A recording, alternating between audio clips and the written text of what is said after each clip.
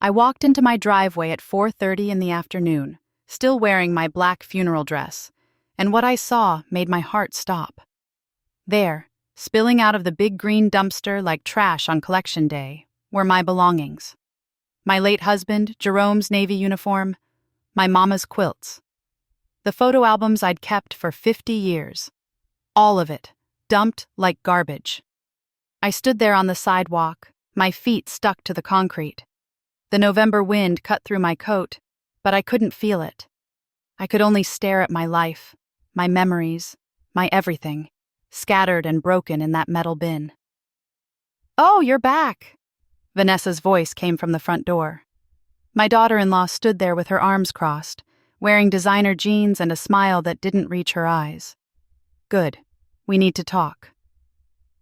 Before we continue, please drop a comment if you've ever experienced something like this.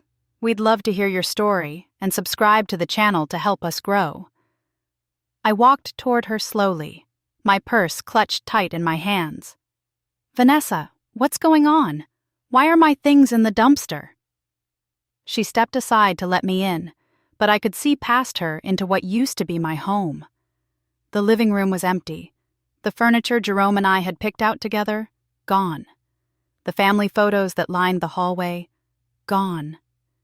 Even the smell was different, like she'd been burning those expensive candles she always bought. "Sit down, Margaret." She pointed to a folding chair, the only chair left in the whole room. "Where's all the furniture?" "Sold it." She sat down on another folding chair across from me. "Look, I'm going to be straight with you. Jerome is gone now. God rest his soul, and I need to move on with my life. This house is too big, too expensive, and frankly, it's time." My chest tightened. "Time for what?" "Time for you to go to Sunset Meadows. It's a very nice assisted living facility. I already called them. They have a room available next week." The words hit me like a slap. "Assisted living? Vanessa, I'm 72 years old, not 92. I don't need—" "You're forgetting things," she cut me off. "Last month you left the stove on. The month before you got lost coming back from the grocery store." "I did not get lost. I took a different route because of construction." "See? You're getting defensive. That's a sign." She pulled out her phone and started scrolling. "The facility costs $3,000 a month, but don't worry. Once I sell this house, there'll be plenty of money." I felt the room spinning. "Sell the house? This is my home. Jerome and I bought this house 45 years ago. And he left it to me when he died." Her voice turned cold. "It's in my name now, Margaret. His will was very clear. The house, the car, everything goes to the surviving spouse. That's me. But I'm his mother, and I was his wife." She stood up. "Now, I've been very patient with you. I let you stay here for 2 whole months after the funeral, but I need to move forward. I already have a realtor coming tomorrow to list the house." I tried to speak, but no words came out. My son Jerome, my baby boy, wouldn't have done this to me. He wouldn't have left me with nothing. "Your things are in the dumpster because, honestly, Margaret, most of it was junk." Vanessa walked toward the kitchen. "Old photos, broken furniture, clothes from the 70s. The realtor said the house shows better empty. Clean slate, you know?" "The photos aren't junk," I whispered. "That's my family. That's Jerome's history." "Well, the truck comes to empty the dumpster tomorrow morning at 7, so if there's anything you absolutely need, you better get it tonight." She picked up her car keys. "I'm going out. Lock the door when you leave." She walked right past me and out the front door, leaving me sitting alone in that empty house that echoed with every breath I took. I sat there for what felt like hours, but was probably only minutes. Then something inside me shifted. I wasn't going to sit here and cry. I stood up, walked outside, and climbed right into that dumpster. I didn't care who saw. I didn't care that my funeral dress got dirty. I dug through garbage bags and broken furniture until I found what I was looking for. The photo albums. 4 of them, leather-bound, filled with 50 years of memories. I pulled them out and held them to my chest. Some pictures had fallen out and scattered. I gathered every single one, my hands shaking. That's when I remembered. Years ago, after Jerome got married, I'd been organizing papers. I'd found something that made my blood run cold. A letter from the county recorder's office, dated from when Jerome was 25. It said there had been an error in processing the property transfer. The house had never been legally transferred into Jerome's name like we thought. Some clerical mistake, something about a missing signature. I couldn't remember all the details now. I'd been so scared back then. Scared that if I brought it up, it would cause problems. Jerome had just gotten married. He was happy. I'd tucked the papers into one of these photo albums, thinking I'd deal with it later. Then life got busy, and I forgot. No, I didn't forget. I chose not to remember because I loved my son, and I didn't want to burden him with legal paperwork and complications. But now Jerome was gone, and Vanessa was trying to throw me out of my own house. My hands trembled as I flipped through the albums right there in the dumpster. The first one, family photos from the 60s. The second, Jerome's childhood. The third, his teenage years. The fourth, there. Tucked between photos of Jerome's high school graduation, I found the envelope. The deed. The original deed with my name and my late husband's name on it. And underneath it, the letter from the county explaining the error. I read it twice to make sure I understood. The property transfer had never gone through. Legally, this house still belonged to me, not to Jerome even when he was alive, and definitely not to Vanessa. I climbed out of that dumpster with my albums and that envelope, and I drove straight to my friend Loretta's house. Loretta and I had known each other since our boys were in elementary school together. She lived 3 blocks over, in a neat blue house with roses in the front yard. "Margaret?" She opened the door and her eyes went wide. "Baby, what happened to you?" I looked down. My funeral dress was torn, covered in coffee grounds and who knows what else. My hands were filthy. I must have looked like I'd lost my mind. "I need your help," I said. She pulled me inside, sat me down, and made me tea while I told her everything. About Vanessa, about the dumpster, about the deed. "That devil woman," Loretta hissed when I finished. "She threw you out? At your own son's funeral day?" "The funeral was this morning." "I know. I was there. And she couldn't wait even one day?" Loretta paced her kitchen. "Margaret, you listen to me. Tomorrow morning, you call your lawyer. You hear me? First thing." "I don't have a lawyer." "Then you get one. My nephew Timothy, he's a lawyer now, real estate law. I'll call him tonight." I spent the night at Loretta's house. I couldn't go back to that empty house where Vanessa might return. I couldn't face those bare walls where my memories used to hang. The next morning, Loretta's nephew Timothy came over before breakfast. He was a sharp young man in his 30s, with kind eyes behind his glasses. "Auntie Loretta told me what happened," he said, sitting across from me at her kitchen table. "Can I see the deed?" I handed him the envelope with shaking hands. He read through everything carefully, taking notes on a yellow legal pad. "Mrs. Margaret," he said finally, "this is legitimate. The house is legally yours. The transfer was never completed, and since you're still alive and the deed is in your name, you have full legal ownership." "What does that mean?" "It means your daughter-in-law has no legal right to sell the property. It means she can't force you into assisted living. It means she's currently occupying your house without your permission." He looked up from his notes. "Have you given her permission to live there?" I thought about it. After Jerome died, Vanessa just stayed. I never said she could. But I never said she couldn't either. "I need you to think carefully, Mrs. Margaret. Do you want to pursue this legally?" I thought about my son, about how he'd want me to be kind, to be forgiving.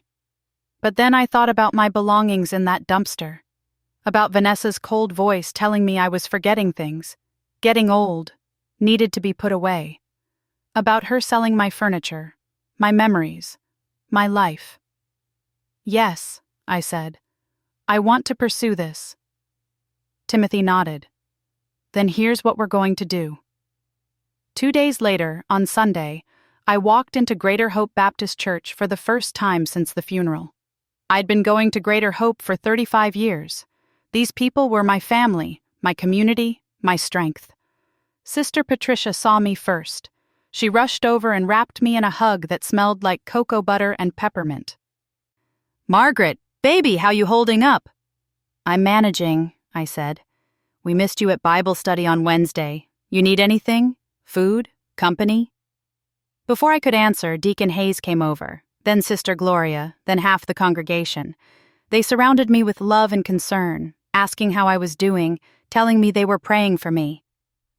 Pastor Williams called me into his office after service. He was an older man with gray hair and gentle eyes, the kind of pastor who remembered everyone's name and everyone's troubles. "Sister Margaret, talk to me. What's really going on?" I told him. Not everything, but enough. About Vanessa wanting to sell the house, about her trying to put me in a home, about feeling lost and alone. "That child is grieving too," Pastor Williams said carefully. "Sometimes grief makes people act in ways that aren't right. She threw my things in the trash, Pastor. My husband's Navy uniform, my mama's quilts." His expression hardened. "She did what?" "Said it was junk. Said the house shows better empty." Pastor Williams stood up and walked to his window. He was quiet for a long moment. "The Bible tells us to honor our fathers and mothers. There's no age limit on that commandment. Vanessa is wrong in this, Margaret. Dead wrong." "I have a lawyer now," I said quietly. "Turns out the house might still be in my name. Some legal error from years ago." He turned to look at me. "Might be?" "Is in my name. Legally, it never transferred to Jerome." Pastor Williams sat back down. "Margaret, I'm going to tell you something, and I want you to hear me clear. Sometimes God puts weapons in our hands for a reason. Not to hurt people, but to protect ourselves and what's right. You do what you need to do. And this church family will stand behind you. You hear me?" I nodded, tears filling my eyes. "We take care of our own," he continued. "If you need a place to stay, Sister Patricia has that garage apartment. If you need help moving, we got strong young men in the youth ministry. If you need witnesses to testify about your character, about your sound mind, we got a whole congregation." "Thank you, Pastor." "Don't thank me. This is what family does." I left church that day feeling stronger than I had in weeks. I had my community. I had my lawyer. I had the truth on my side. But when I drove past my house that afternoon, my strength wavered. There were cars parked everywhere. Music pumped from inside. Through the front window, I could see Vanessa laughing with friends, drinking champagne, celebrating. Celebrating what? My son was barely cold in his grave and she was having a party? I parked across the street and watched.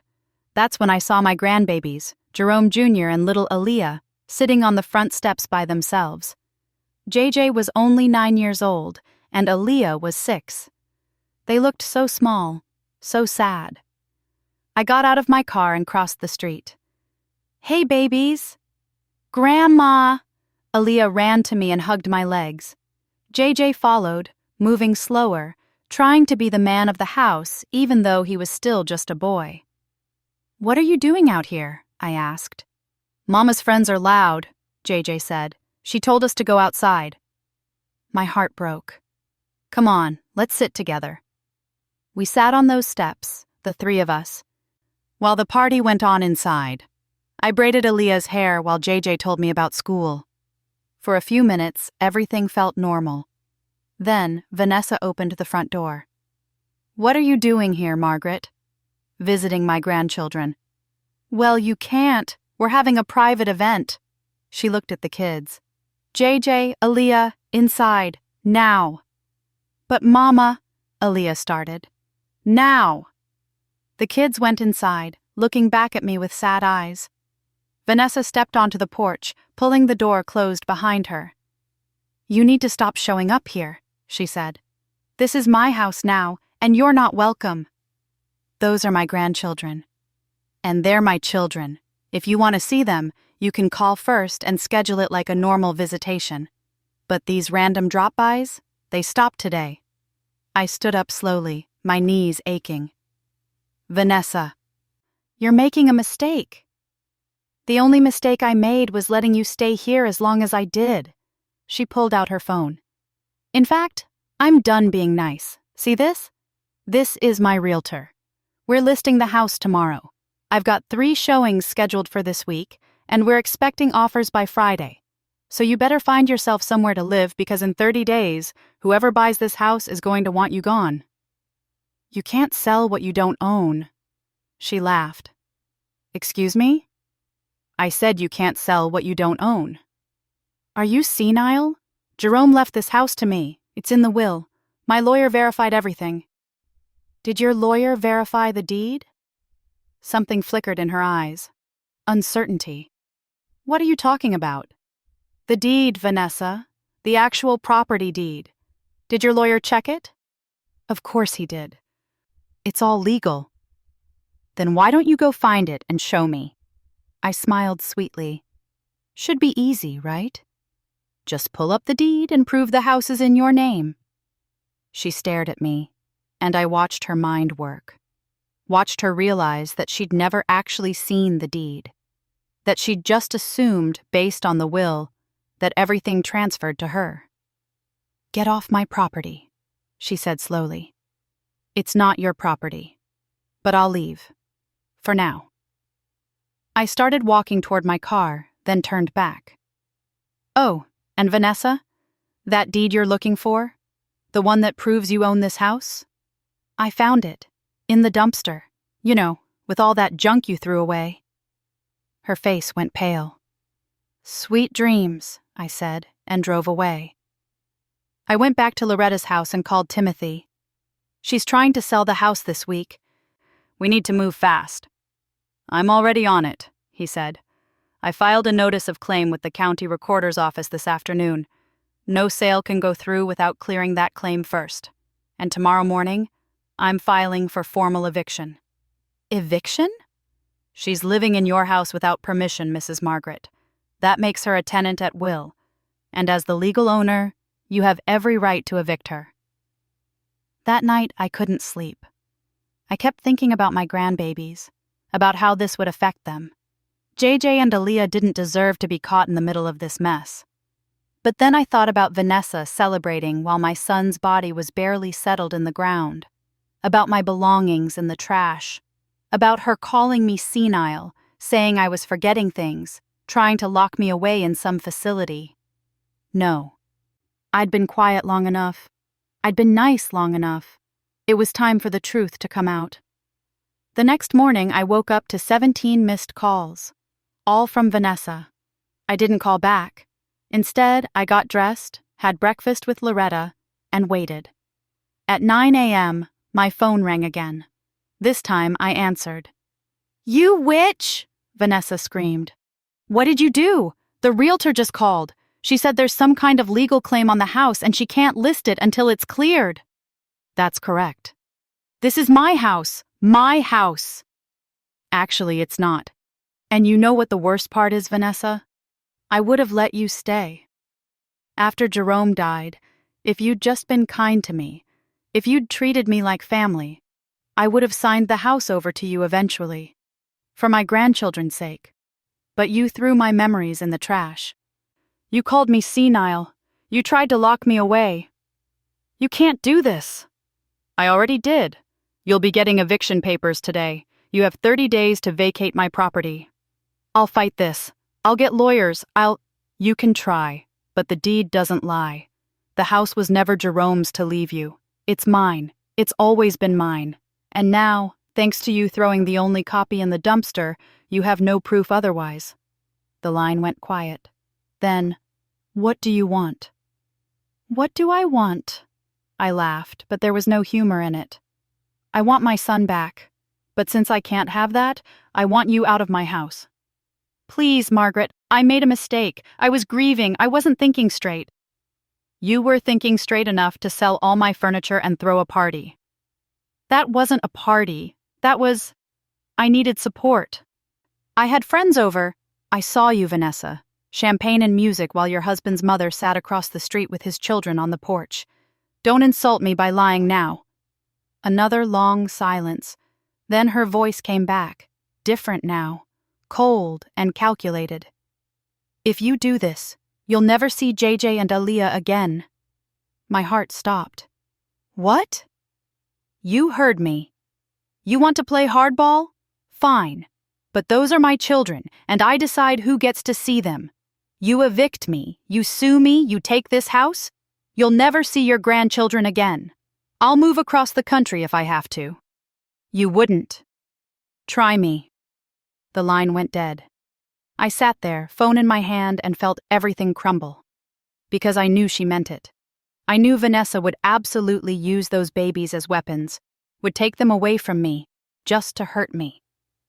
But before I could process it all, Loretta burst into the room. Margaret, turn on the news. What? Channel 7. Now. I turned on the TV. There, on the local morning news, was Vanessa. She was crying, sitting in my living room. No, her living room, she was calling it, telling a reporter how her elderly mother-in-law was trying to steal her house while she grieved. She's been acting strange since my husband died, Vanessa sobbed on camera, forgetting things, making wild accusations. Now she's filed some kind of fraudulent claim saying the house is hers. It's elder confusion, and it breaks my heart, but I may need to seek guardianship to protect her from herself. Guardianship? She was trying to have me declared incompetent. The reporter's voice was sympathetic. And you're afraid for your children? Terrified. I don't know what she's capable of anymore. The segment ended. I stared at the screen, unable to breathe. My phone buzzed. A text from Timothy. Turn on your TV if you haven't already. We need to talk. Now. I was in Timothy's office within the hour. He had the TV segment pulled up on his computer, watching it for the third time. She's claiming you're incompetent, he said, not looking away from the screen. And she's already filed paperwork. Margaret, she moved fast. Too fast. What do you mean? He pulled up a document on his screen. This guardianship petition was filed 3 days ago. Friday, the same day as Jerome's funeral. My stomach dropped. She planned this. Worse than that. Timothy clicked to another document. She has a lawyer, big firm downtown, Gerald Hutchinson. The name meant nothing to me, but Timothy's face told me it should. Who is he? One of the most expensive estate lawyers in the state. He specializes in guardianship cases. Timothy leaned back in his chair. Margaret, this kind of lawyer costs thousands of dollars just for a consultation. Vanessa works part-time at a salon. How is she affording this? Maybe she borrowed money? Maybe. But he didn't sound convinced. Or maybe someone else is paying, someone who wants that house. Before I could ask what he meant, his secretary knocked on the door. Mr. Hayes? There's someone here to see Mrs. Margaret. Says it's urgent. A woman I'd never seen before walked in. She was young, maybe 30, wearing jeans and a sweatshirt. Her eyes were red like she'd been crying. Mrs. Margaret, my name is Shayla. I work at Sunset Meadows. The nursing home. My blood went cold. The one Vanessa wanted to send me to? Yes, ma'am. I needed to tell you something. She glanced at Timothy. Is it okay? Anything you tell me, you can say in front of my lawyer. Shayla sat down, her hands shaking. Last week, a woman came to our facility. She said her mother-in-law needed full-time care, that she was forgetting things, wandering off, getting violent. Violent? I stood up. I've never been violent in my life. I know. I figured something was wrong when she showed me the reservation. She'd already paid for 6 months in advance. $20,000 cash. Who pays that kind of money up front unless they're trying to hide something? Timothy was typing notes. Did you get her name? Vanessa Clark. But that's not the weird part. Shayla pulled out her phone. She came back yesterday with a man. They were asking about our memory care unit, the one that's locked, for patients with severe dementia who might try to leave. She asked if we could accept a patient involuntarily, if they had guardianship papers. Did you tell her yes? My voice came out as a whisper. No, ma'am. I told her we'd need to see medical documentation, psychiatric evaluations, all kinds of paperwork. She got mad, said she'd find somewhere else that was more flexible. Shayla looked at me with tears in her eyes. Mrs. Margaret, I think she was planning to lock you up. I think she was going to have you declared incompetent and put you in a memory care facility where nobody could reach you. The room spun. Timothy grabbed my arm and helped me sit down. Why are you telling me this? I asked.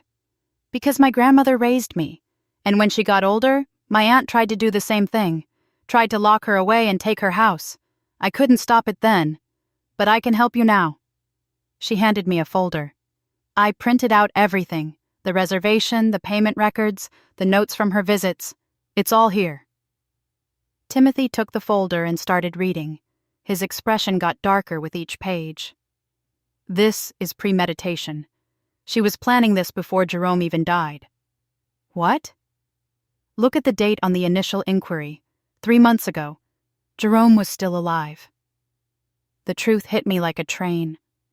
Vanessa hadn't just been waiting for my son to die. She'd been planning to get rid of me before he was even gone. There's more, Shayla said quietly. The man she came with yesterday? I recognized him. He's been on the news. He's a lawyer, handles a lot of guardianship cases. Gerald Hutchinson. The same lawyer who was representing Vanessa now. Timothy and I looked at each other. She's not just trying to take the house, he said slowly. She's trying to take your freedom. I drove to Greater Hope Baptist in a daze. It was Tuesday afternoon, and I knew Pastor Williams would be in his office. But when I got there, the parking lot was full. Dozens of cars, people streaming into the church. Sister Patricia met me at the door. There you are. We've been calling you. What's going on? Emergency prayer meeting. For you. She took my arm and led me inside. We saw the news this morning. That woman, saying those things about you. Pastor Williams called everyone. The sanctuary was packed. Not just the regular members, but people I hadn't seen in years. Old friends, neighbors, people from the community. They all stood when I walked in, and I felt tears streaming down my face. Pastor Williams came down from the pulpit and hugged me. Sister Margaret, we're not going to let this stand. Pastor, I don't know what to do. She's trying to have me declared incompetent. She's hired lawyers, she went on TV, and she lied. He turned to face the congregation. We've known Sister Margaret for how many years? 35? Has anyone here ever seen her confused, forgetful, violent? A chorus of no filled the church. Sister Margaret is sharper than people half her age, Sister Gloria called out. She runs the church library, keeps track of every book. She organized the whole food drive last month, Deacon Hayes added. Had spreadsheets, schedules, everything. She helps my kids with their homework, a young mother said. Algebra, history, everything. She remembers more than I do. Pastor Williams raised his hand for quiet. Then we're all in agreement. This is a lie, and we're going to fight it. Now, I've already made some calls. We have people in this church who work in hospitals, legal offices, the courthouse. We're going to gather evidence. We're going to document everything, and we're going to show that judge the truth. But what if it's not enough? I asked. What if her lawyer is too good? Then we make sure the whole city knows what's happening. He gestured to someone in the back. A young man came forward with a video camera. This is my nephew, works for the community news station. We're going to tell your story the right way. Not the lies that woman spread. For the next 2 hours, the church became a war room. People broke into groups. One group gathered character witness statements. Another group pulled together medical records showing I'd passed my last physical with flying colors. A third group started calling every news outlet in the city. Sister Patricia sat with me and held my hand. "That house was always yours anyway, wasn't it?" I nodded and told her everything. About the deed, the clerical error, how I'd found it in the dumpster. She laughed so hard she cried. That foolish woman threw away the one thing that could have helped her. The Lord works in mysterious ways. "She's going to take my grandchildren," I said quietly. "She told me if I fight her, I'll never see them again." "Those babies love you. You think she can keep them from you forever? JJ is 9 years old enough to remember, old enough to know who really loves him. But until then we fight. We fight for your house, your freedom, and those children. We don't give up." That night, I stayed at Sister Patricia's garage apartment. It was small but clean, with a bed, a bathroom, and a little kitchenette. She'd already put fresh sheets on the bed and flowers on the table. "You stay here as long as you need," she said. "No charge, no pressure. Your family." I couldn't sleep. I kept thinking about Vanessa's plan. About how she'd been ready to lock me in a memory care unit. How she'd paid $20,000 in cash to do it. Where had that money come from? At midnight, my phone buzzed. A text from a number I didn't recognize. "Stop this now or you'll regret it." My hands shook as I showed Timothy the next morning. He immediately called the police and filed a harassment report, but the officer who took the statement didn't seem impressed. "Could be anyone," he said. "Could be a wrong number. Unless there's a direct threat. Someone is threatening a 72-year-old woman," Timothy snapped. "With all due respect, the text just says to stop. Stop what? Could mean anything." We left the police station feeling defeated. But Timothy wasn't done. "We need to figure out who's bankrolling this. Hutchinson doesn't come cheap, and that nursing home deposit was serious money." "Vanessa's family?" I suggested. "Possibly. What do you know about them?" I thought back. Her father died when she was young. Her mother lives in Florida, I think. She has a brother, but I've only met him a few times. At the wedding and... Wait. A memory surfaced. At the funeral. He was there. Tall man, expensive suit. He and Vanessa were whispering together, and when I walked over, they stopped talking. "What's his name?" "David something. David Williams?" "No, Wallace. David Wallace." Timothy typed it into his computer. His eyes widened. "David Wallace, real estate developer, owns half the new condos downtown." "Real estate?" "Margaret, your house sits on prime property, 3 blocks from the new shopping district they're building. The land alone is worth over $1 million, maybe $2 million if someone wanted to develop it." The pieces clicked into place. "You think he wants the land?" "I think if Vanessa sells him the house for cheap, he could bulldoze it and build condos, make 10 times his investment." Timothy kept typing. "And look at this. Hutchinson has represented David Wallace in 3 different cases over the last 5 years. They know each other. So Vanessa's brother is paying for her lawyer? Probably paying for everything. The lawyer, the nursing home deposit, all of it. He wants that land, and he's willing to do whatever it takes to get it." I felt sick.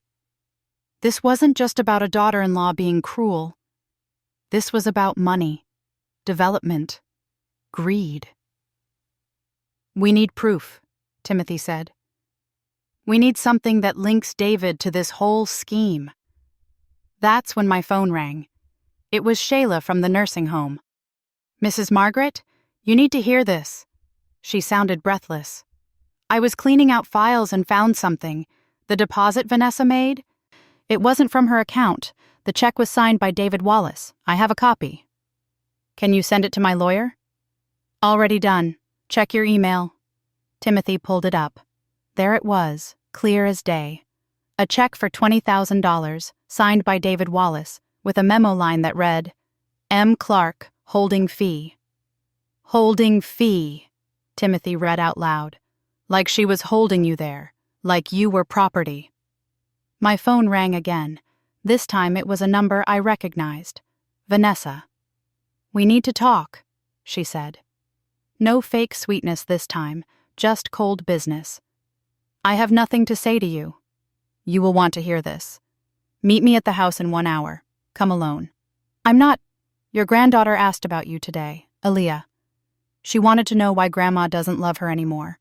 "I'd hate for her to keep thinking that." She hung up before I could respond. Timothy shook his head. "Don't go. It's a trap. She's using my grandbabies." "I know, but Margaret, if you go there alone, anything could happen. Let me come with you." She said alone. "Then let me wait outside. Please, I don't trust her." An hour later, I pulled up to my house. The for sale sign was gone from the lawn, but there was a new sign. Sold, pending closing. My heart sank. She'd sold it already? Timothy parked down the street and I walked to the front door alone. It opened before I could knock. Vanessa stood there, and she wasn't alone. David Wallace stood behind her, even taller than I remembered, with cold eyes and a practiced smile. "Margaret," he said, like we were old friends. "Please, come in." The living room was still empty except for folding chairs. They'd set up 3 of them in a triangle. David gestured for me to sit. I remained standing. "This doesn't have to be ugly," he started. "You want your house, we get it. Family attachment, memories, all that. But let's be realistic. You're 72 years old. You can't maintain a house this size. The property taxes alone will eat up your pension." "I'll manage." "Will you? Because from where I'm standing, you're about to have some expensive legal bills. Guardianship hearings, eviction proceedings, all of it. That adds up fast." He pulled out a piece of paper. "I'm prepared to make you an offer. $500,000 for the house, as is. Cash. You sign today, the money's in your account tomorrow." "The house is worth more than that." "Maybe. But can you wait for it? Can you afford to fight Vanessa's guardianship petition while you're trying to evict her? Because I've got to tell you, her case is pretty strong. We've got doctors lined up who'll testify you're showing signs of dementia. We've got witnesses who'll say you've been acting erratically. By the time you win, if you win, you'll have spent everything on lawyers." "You can't do this." "We already are." Vanessa spoke up for the first time. "Tomorrow morning, I'm filing for emergency guardianship. I have a doctor who'll testify you're a danger to yourself. The judge will grant it, Margaret. And once I'm your guardian, I'll have full control of all your assets, including this house." "That's not legal." "It is if you're incompetent." David smiled. "And you're making yourself look pretty incompetent right now. Ranting about deeds and dumpsters, filing false claims, harassing a grieving widow. It's sad, really. The stress of losing your son has clearly affected your mental state." I looked at Vanessa. Really looked at her. She wouldn't meet my eyes. "This is your brother's plan," I said to her. "He wants this land. He's using you." "He's helping me," she corrected. "He's helping me protect my children from a confused old woman who won't accept reality. JJ and Aaliyah love me. They love who you used to be, but they're scared of you now, Margaret.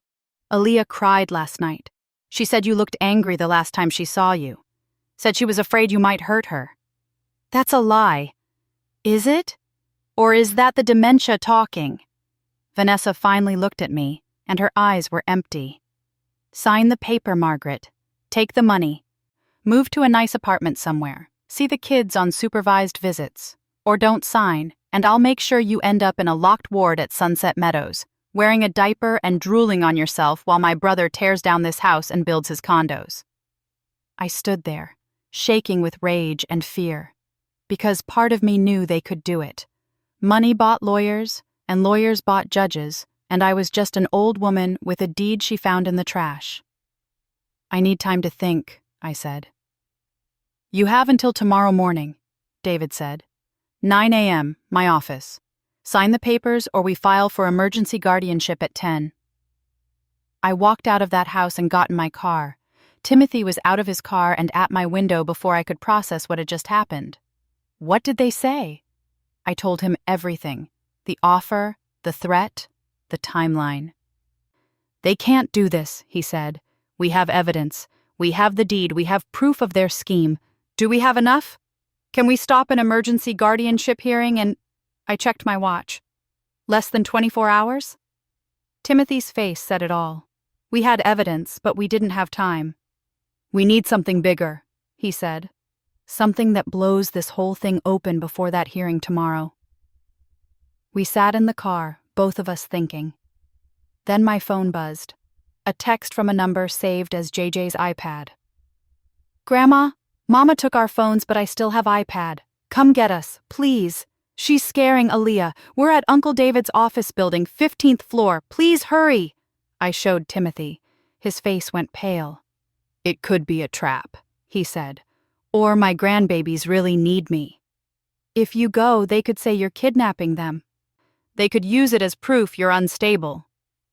And if I don't go and something's really wrong? We stared at each other. Then I started the car. I'm going. Then I'm calling the police for a welfare check, and I'm following you. I drove faster than I'd driven in 20 years. David's office building was downtown, all glass and steel. I parked illegally and ran inside. The security guard tried to stop me, but I pushed past him to the elevators. 15th floor. The doors opened to a lobby with Wallace Development in gold letters on the wall. And there, sitting on a leather couch, were JJ and Aaliyah. Alone. Aaliyah was crying, and JJ had his arm around her. Grandma! They both ran to me. I held them, checking for bruises, injuries, anything. Are you okay? What happened? Mama and Uncle David were fighting, JJ said. Really loud. Mama was crying. Uncle David said mean things about you, said you were sick and they had to put you away. Aaliyah got scared and we came out here to the waiting room. The receptionist's desk was empty. The whole floor seemed deserted. Where is everyone? They all left early. Mama and Uncle David are in his office. JJ pointed down a hallway. I could hear raised voices. Vanessa and David, arguing. Stay here, I told the kids. I walked down that hallway until I found the office with light under the door. The voices were clearer now. Can't believe you told her $500,000, Vanessa was yelling. That house is worth $2 million. We're not giving her $2 million, you idiot, David shot back. We're not giving her anything. Once you have guardianship, you sell me the house for $1 and this whole thing is done. But what if the judge doesn't grant it? He will. I've used him before. Cost me $50,000 to guarantee it. But he'll rule in your favor tomorrow morning. My blood turned to ice. They'd bribed a judge. And what about Margaret? What if she keeps fighting? She won't. Once you're her guardian, we'll have her committed to Sunset Meadows, permanently. The kind of commitment that requires a court order to reverse. And good luck getting a court hearing when you're locked in a memory care unit with no way to contact a lawyer. Jesus, David, that's what it takes. You wanted the money, didn't you? You wanted to pay off your credit cards, buy a new car, move to that condo you've been eyeing? This is how it happens. We get rid of the old lady, sell the property, split the profits. $2 million for me, $500,000 for you. What about the kids? What about them? They're 6 and 9.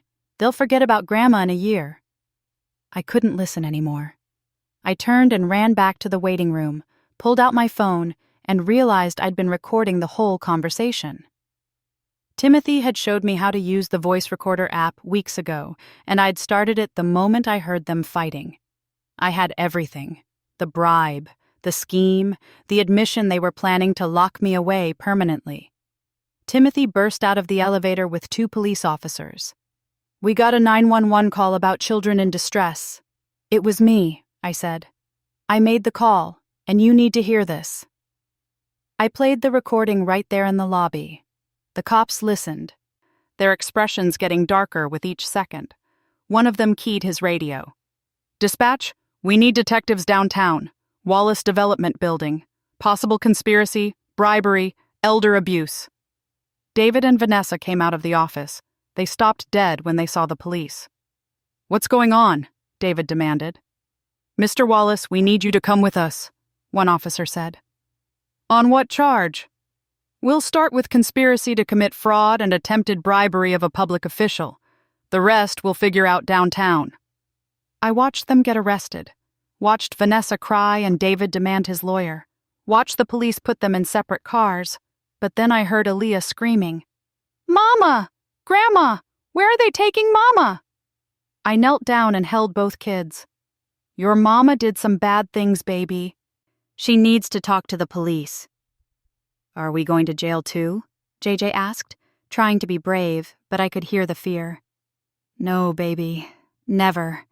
You didn't do anything wrong. Where are we going to go? I looked at Timothy. He made a phone call, talked quietly for a minute, then nodded.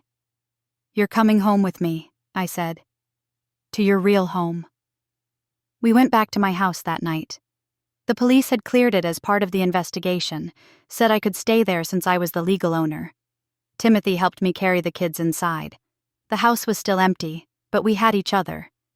I made them grilled cheese sandwiches with the bread Sister Patricia had brought over. We sat on the floor of the living room and ate together. Is Mama coming back? Aaliyah asked. I don't know, baby. Not tonight. Good, JJ said quietly. Then he looked guilty. Is it bad that I said that? No, honey. You're allowed to feel however you feel. That night, I put them to bed in Jerome's old room. There was no furniture, so we made a nest of blankets on the floor. I laid between them and held their hands until they fell asleep. My phone buzzed around midnight. A text from Timothy. Judge Roberts has been suspended pending investigation. Emergency hearing canceled. You're safe.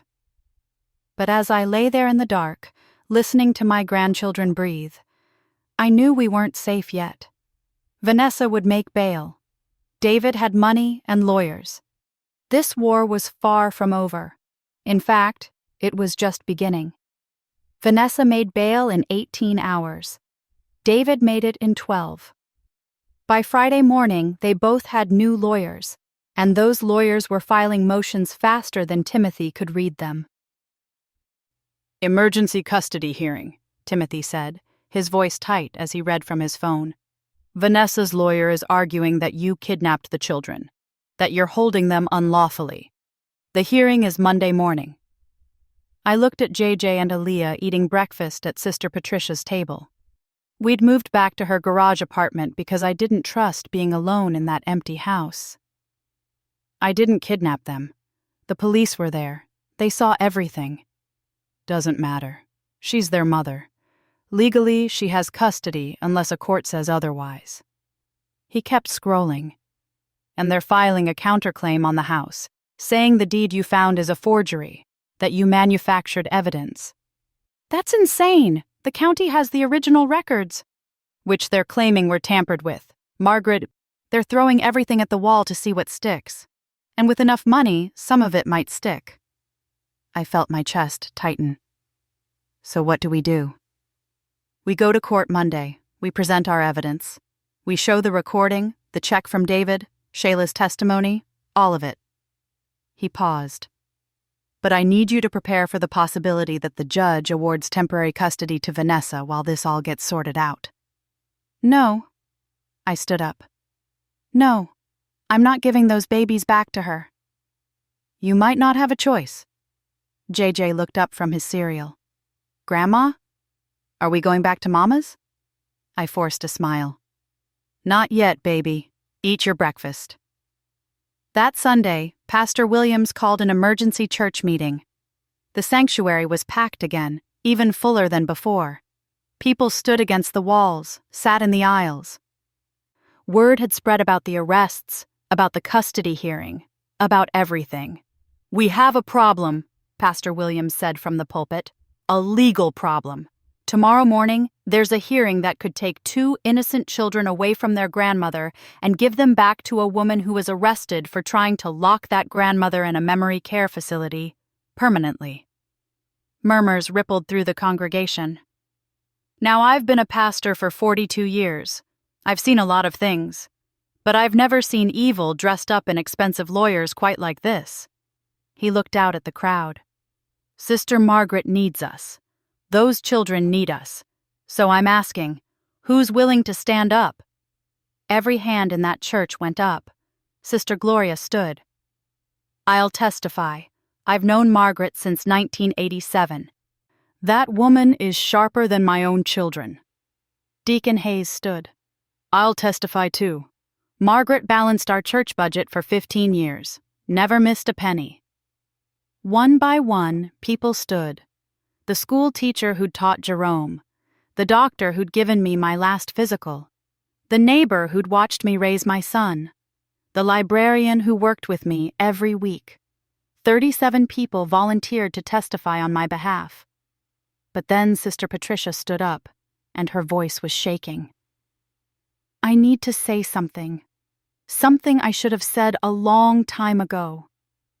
The church went quiet. 3 years ago, Vanessa came to me, asked me questions about Margaret. Was she forgetful? Did she repeat herself? Did she seem confused? Patricia's eyes filled with tears. I told her no, Margaret was fine.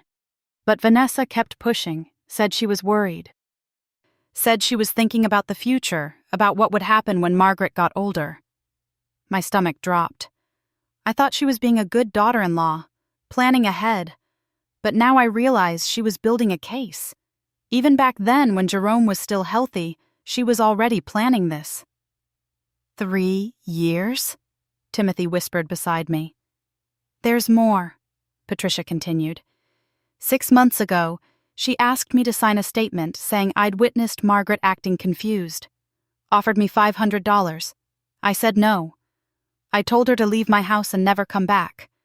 But I should have told Margaret. I should have warned her. She looked at me, tears streaming down her face. I'm so sorry. If I'd spoken up. It's not your fault, I said. But inside, I was reeling. 3 years. Vanessa had been planning to get rid of me for 3 years. Pastor Williams cleared his throat. Anyone else have information? A young woman I didn't recognize stood up. My name is Tasha Williams. I used to work at Jerome's office. She looked nervous. A year before he died, Vanessa came to see him at work. They had a huge fight in the parking lot. I heard her screaming that she was tired of waiting, that he needed to handle his mother, or she would. Jerome told her to leave. He was so upset he took the rest of the day off. Another piece clicked into place. Jerome had come to visit me that day. Told me he loved me, that I'd always have a home with him. I'd thought it was sweet. Now I realized he'd been protecting me from Vanessa. Did Jerome know? I asked Tasha. Did he know what she was planning? I think he suspected something. He started keeping files at the office, personal files. He told me once that if anything happened to him, I should make sure you got them. Where are these files? I don't know. After he died, his office was cleared out. Vanessa took everything. Timothy was already typing on his phone. We need to subpoena his work records. If there's evidence Jerome knew what Vanessa was planning... It won't matter for tomorrow's hearing, Pastor Williams interrupted. Tomorrow is about custody. Is Margaret fit to care for those children? That's all the judge will care about. He was right. We could prove Vanessa was a monster, but if the judge thought I was too old, too unstable, too anything, he'd give the kids back to her anyway. That night, I couldn't sleep. I sat in Sister Patricia's living room, looking at old photos of Jerome, my baby boy. He'd tried to warn me in his own way. Tried to protect me. At 2 a.m., my phone rang. Unknown number. Hello? Mrs. Margaret? This is Detective Chen from the Fraud Division. I need you to come to the station, now.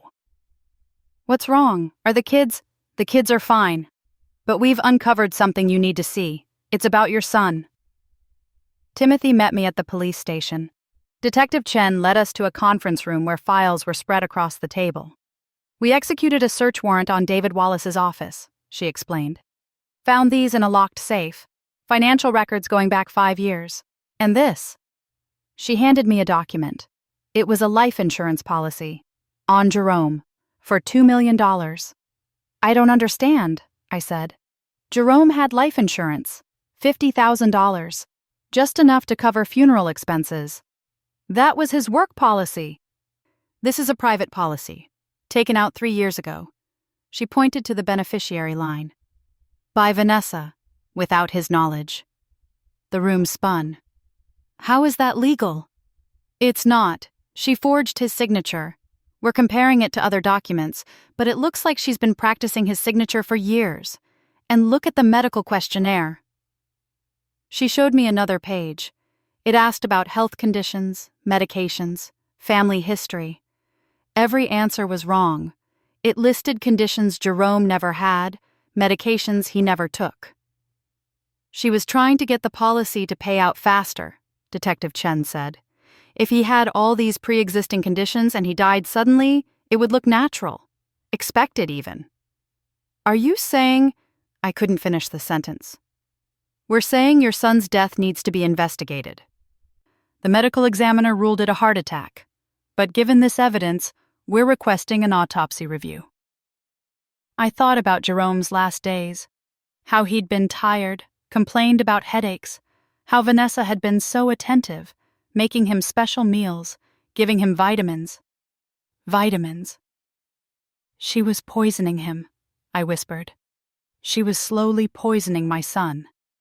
We don't know that yet, Detective Chen said carefully, but we will find out. Monday morning, the courthouse was packed. News crews lined the steps. Pastor Williams had called them all, told them this was about elder abuse, about corruption, about justice. Inside the courtroom, Vanessa sat with her new lawyer, a polished woman in a perfect suit. She wouldn't look at me. David wasn't there. His lawyer said he was too sick to attend. Convenient. The judge was a woman, Judge Martinez. She looked stern but fair. I prayed she would be both. Vanessa's lawyer went first. She painted a picture of a confused old woman who'd kidnapped 2 children in a delusional state, who'd made wild accusations about conspiracies and bribery, who was clearly suffering from some form of dementia. Mrs. Clark has been patient, the lawyer said. She's tried to help her mother-in-law. But when someone is this far gone, when they're this detached from reality, the kindest thing is professional care. Then she called her first witness, a doctor I'd never met. Dr. Reynolds, you've reviewed Mrs. Margaret Clark's behavior over the past months. What's your professional opinion? She's showing clear signs of cognitive decline, the paranoid accusations, the inability to accept her son's death, the erratic behavior. Classic early-stage dementia. And in your opinion, should she be caring for young children? Absolutely not. She's a danger to herself and others. Timothy cross-examined. Dr. Reynolds, have you ever actually met Mrs. Clark? No, but I've reviewed extensive documentation. Documentation provided by Mrs. Vanessa Clark? Yes, but... So you're basing your diagnosis on reports from a woman who's currently under investigation for fraud, conspiracy, and possible murder? The courtroom exploded. Judge Martinez slammed her gavel. Counselor, what are you talking about? Timothy presented the evidence. The life insurance policy, the forged signature, the detective's report requesting an autopsy review. Vanessa's face went white. Your Honor, her lawyer stammered, this is outrageous. These are baseless accusations. Are they? Timothy pulled out another document. This is a toxicology report. The police had Jerome's body exhumed this weekend. The levels of arsenic in his system were 40 times normal levels. I heard Vanessa make a small sound, like a trapped animal. Arsenic, Timothy continued. That matches the composition of rat poison found in Vanessa's garage, along with empty vitamin capsules and a set of gloves covered in powder residue. Judge Martinez looked at Vanessa. Mrs. Clark, do you have anything to say? Vanessa stood up, shaking. She's lying. They're all lying. That old woman has turned everyone against me. She's... Enough! The judge's voice cut through the courtroom. Bailiff, take Mrs. Clark into custody. She's to be held without bail pending formal charges. As the bailiff approached, Vanessa snapped. She lunged across the table, trying to grab the documents. You can't prove anything. I was careful. I measured everything perfectly. Security guards pulled her back, but she kept screaming. He was going to divorce me. He said he wanted me gone. I gave him 10 years and he was going to leave me with nothing. Nothing. They dragged her out, still screaming confessions. Her lawyer stood there, speechless. Judge Martinez turned to me. Mrs. Clark, the elder Mrs. Clark, I'm granting you full emergency custody of the minor children. We'll schedule a formal hearing, but given what I've heard today, I don't anticipate that changing. She paused. I'm also ordering a full investigation into Judge Roberts and his relationship with David Wallace. If there was judicial corruption, there will be consequences. I couldn't speak. I just nodded.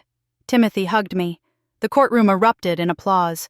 Pastor Williams was crying. Sister Patricia was on her feet, praising God. But I felt empty. Because my son was gone. And the woman he'd loved, the woman he'd married, had killed him for insurance money and a house. Outside the courthouse, news cameras surrounded me. I held JJ and Aaliyah close, Timothy standing guard beside me. Mrs. Clark, how do you feel? A reporter called out. I looked into the camera. I feel like justice is being served, but I want other families to know, watch for the signs. When someone tries to isolate an elder, when they start talking about memory problems that don't exist, when they push for guardianship without cause, those are warnings. Don't ignore them. What about the house? The house is mine. It's always been mine. And it's going to stay in my family, where it belongs. We went back to the church, where the congregation had prepared a feast. Fried chicken, collard greens, mac and cheese, sweet potato pie. The whole community came together to celebrate. JJ and Aaliyah played with the other kids, laughing for the first time in weeks. Watching them, I felt a weight lift from my chest. Sister Gloria hugged me. You did it. You won. We won, I corrected. All of us together. Over the next 3 weeks, everything unfolded like dominoes falling. Vanessa was formally charged with first-degree murder, conspiracy to commit fraud, identity theft, and elder abuse. The DA said they were seeking life without parole. David Wallace was charged with conspiracy, bribery, and attempted fraud. His development company collapsed. The condos he'd been building were seized by the bank. He lost everything. Judge Roberts was disbarred and sentenced to 5 years in federal prison for accepting bribes. Gerald Hutchinson, the lawyer who'd helped them, lost his license and faced criminal charges as an accessory. The doctor who'd diagnosed me without meeting me lost his medical license for ethical violations. I sold the house. Not to David Wallace, not to developers. I sold it to a young black family with 3 kids for a fair price. They reminded me of Jerome and me, 45 years ago, buying our first home. With the money, $1.8 million after taxes and fees, I bought Sunset Meadows, the whole facility. I fired the administrator who'd been willing to lock me up without proper documentation. I hired Shayla as the new director. We transformed it into a real care facility. No locked wards for people who didn't need them. No taking patients without proper medical documentation. No corruption.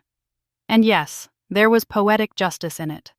Because 6 months later, when David Wallace had a stroke in prison, he was transferred to Sunset Meadows for recovery care. I walked into his room one day and smiled. Mr. Wallace, welcome to my facility. I hope you find the care adequate. He couldn't speak yet, but his eyes said everything. I bought a smaller house, 3 bedrooms, in a good school district. JJ and Aaliyah each had their own room. I had mine. It was perfect. The kids started therapy. They were angry at their mother, confused about their father, scared about the future. But every day, they healed a little more. JJ told me one night, "Grandma, I'm glad Daddy married Mama. I was shocked. Why, baby? Because if he didn't, we wouldn't be here. And I like being here with you. Aaliyah nodded. You make the best grilled cheese. Simple things, but they meant everything. A year later, Vanessa's trial happened. I sat in the courtroom every single day. She never looked at me, not once. The jury deliberated for 3 hours. Guilty on all counts. When they sentenced her to life without parole, I felt nothing. No joy, no satisfaction. Just sadness for what could have been. I visit Jerome's grave every Sunday after church. I bring fresh flowers. I tell him about his kids, about how JJ made honor roll, about how Aaliyah lost her first tooth. I'm taking care of them, I whisper. Just like you would have wanted. I'm keeping them safe. Sometimes I think about that day I came home and saw my belongings in the dumpster. How I almost gave up. How I almost let them win. But I didn't. I fought. And I won. Not because I was strong, but because I had people who loved me. A community that stood up. Friends who became family. And a faith that carried me through. That's what I want people to know. You're never too old to fight.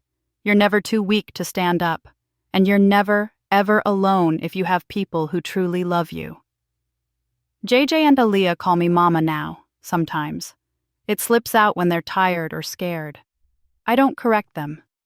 Because in every way that matters, that's what I am. I'm 73 years old. I own a nursing home. I'm raising 2 kids. I go to church every Sunday and book club every Thursday. And I've never been happier. My daughter-in-law threw my belongings in the trash. Inside was the deed to her house. She thought she was throwing away junk. She was really throwing away her freedom. Thank you for staying with us through this journey. Please subscribe for more stories and drop a comment. We read every single one.